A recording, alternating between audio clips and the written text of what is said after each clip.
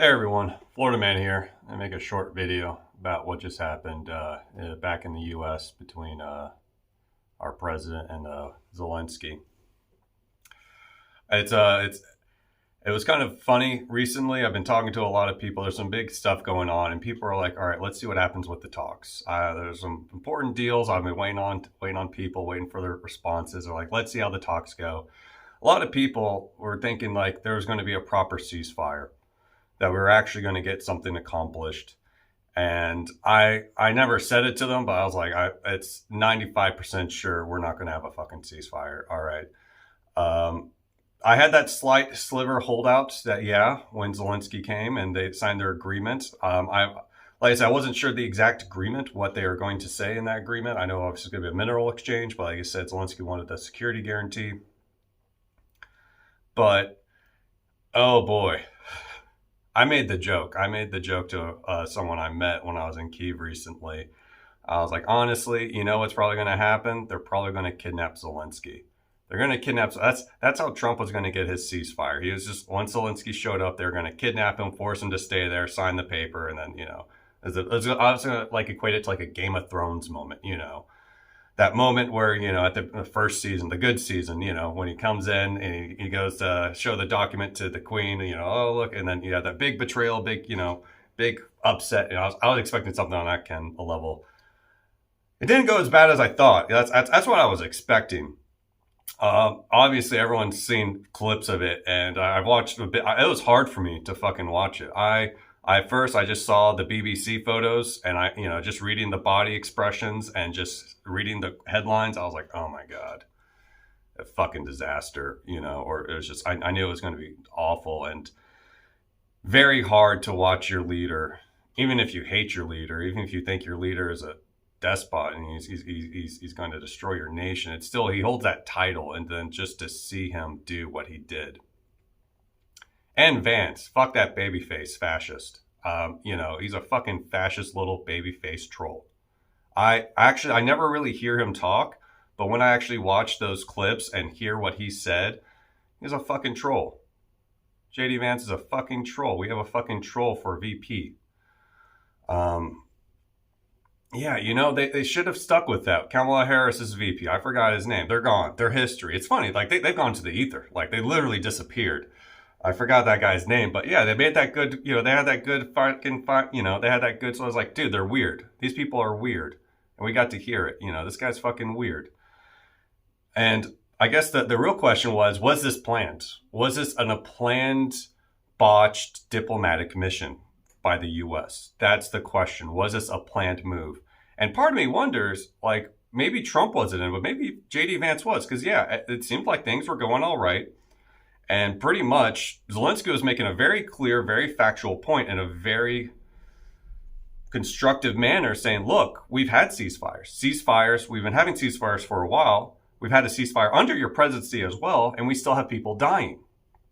And then J.D. Vance interrupts, and then J.D. Vance just gets into it, and then he just goes straight for like the jugulars and say, you're being very disrespectful to us, blah, blah, blah.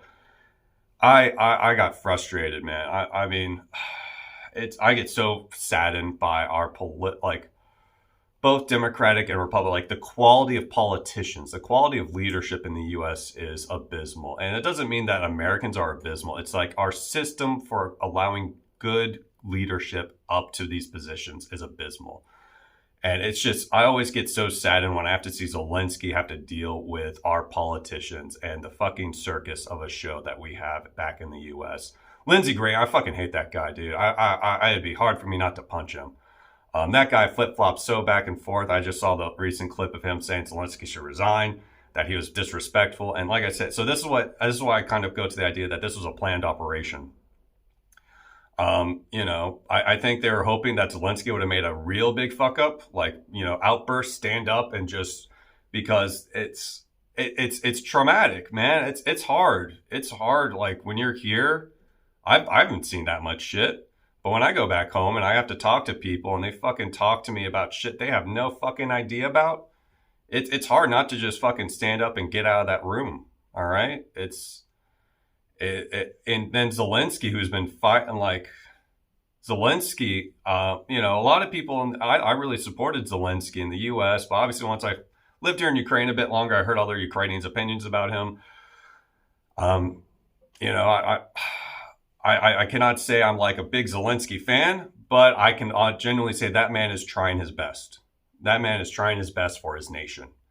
And that's why no one's calling for re-elections right now, or no one's calling for an election in Ukraine right now. Everyone understands Zelensky is trying his best. And, the props to that man for one, going there and maintaining his cool as best he could for a man who's been going through trying to keep his nation alive for over 3 years, talking to people who have no fucking idea what they're, never been. And he said, come, please come and see. And then just how Trump said, you don't tell us how we feel. We'll tell you, we'll tell you how, we're the strong boys. And it was such a fucking draconian, like, king. That was a king sort of a pro. And that's what I think. I was like, I think JD Vance was like, he knew that was the plan, was like to try to instigate this. I don't know if Trump was on board. But, like I said, I always wonder if Trump knows who he is, or if he's just like a natural machine, like, just this a natural force, like a hurricane. And like, these other people now know how to harness it and actually put it to use to certain things. But it was so disgusting to see that, and to see Zelensky tried, and then to see just the breakdown. And like I said, this could just be a way for like the current administration to wipe its hands clean, saying, oh, we tried. They said no. He was very, very disrespectful to our nation. It was trying to win over the public. Maybe that was it, was really to try to win over the public in the U.S. that were still pro, and like to really drive in that this is a real partisan issue now. That, supporting Ukraine is a partisan issue. You cannot be pro-U.S. and pro-Ukraine. I think that's what they were trying to drive home. I think that was the objective. Either one, they got their super unfair deal, and Zelensky kowtowed to the U.S. president, like fucking all these other leaders are coming over right now, fucking kowtowing. I mean, you got to have a lot of respect for that man. I made a joke on one of my social media. So I was like, who knew the guy who stood up to an oligarch, authoritarian bully would be so rude to our president?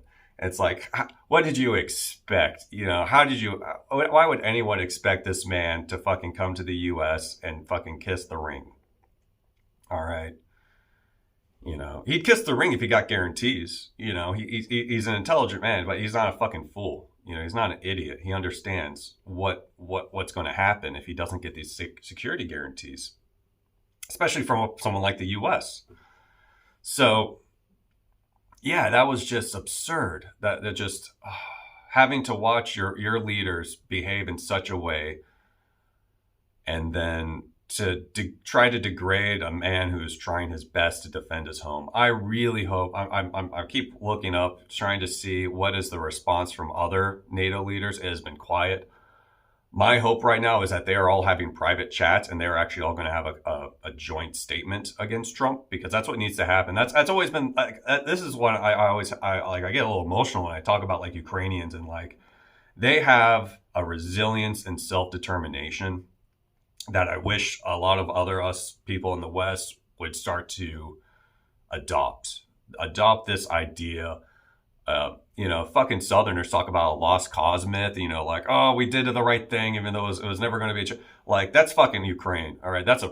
These people are going to fight for something that they've struggled an eternity for. All right. They have been struggling for an eternity. They have developed a grit and resilience that I wish other people in the West could adopt, especially our leaders. Other Western leaders could adopt this grit. I wish, they would come together, because that's it. You just need, that's how you stop the bully, man. You just need one person to show, it's a facade.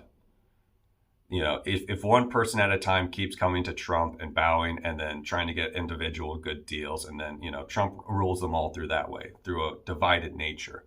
But for everyone to come together and say, Trump, we're not playing this game. We're not going to play this game. And, that's how the authoritarians work, man. Divide and conquer. But, if you're that one person like Ukraine was that fucking Russia tried. They tried to bully it through, and Zelensky said, "Fuck you, fuck you. We're gonna fight, and we're gonna show how fucking weak you actually are."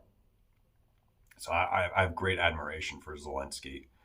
I have plenty of questions for that man. I would love to talk to. That's never going to happen. But I'd love to ask. All right, why? Prioritization of resources, no wartime stuff. But his grit and his actual determination for his nation. You cannot argue against that. That this man truly does have his best interests. This nation for his best interests. I think I said that correctly. But yeah, so. What to do? I'm going to be honest, guys. I'm fucking staying in Ukraine. I'm going to stay till this is over. I don't care. I don't care what happens in the U.S. I'd rather stick it out with the people who are real. All right. And that's the problem. I always kind of felt like the U.S. had a lot of fakies. And it just feels so much better here working with people who have real determination, real grit. And, they really put, they put their soul where it really is, and, yeah, I prefer it here. I prefer living in a fucking garage, having my water pipes frozen, dealing with air raid sirens, dealing with constantly being sick because of God knows what, then being back home, fucking bartending, pandering to rich ass motherfuckers, and then just dealing with the absurd fakeness of it all. There's fake people here too, of course. There's fake people all over the world, but the endeavor here shows the people who are really into it and who are really trying to do something better. All right. So I'm going to stick it out here. I don't know if I'm going to go back to the U.S. Honestly, we'll see. I have a meeting later today. If everything keeps going well, I might go back to the U.S. and still try to do some advocacy for a month in the Southeast. If not, hey guys, fucking come here. You want to learn some skills? You want to learn some resistance skills? You want to learn from people who've gone through a couple revolutions? There's plenty of good skills you can learn here in Ukraine. All right. That's Florida, man. Everyone stay safe out there.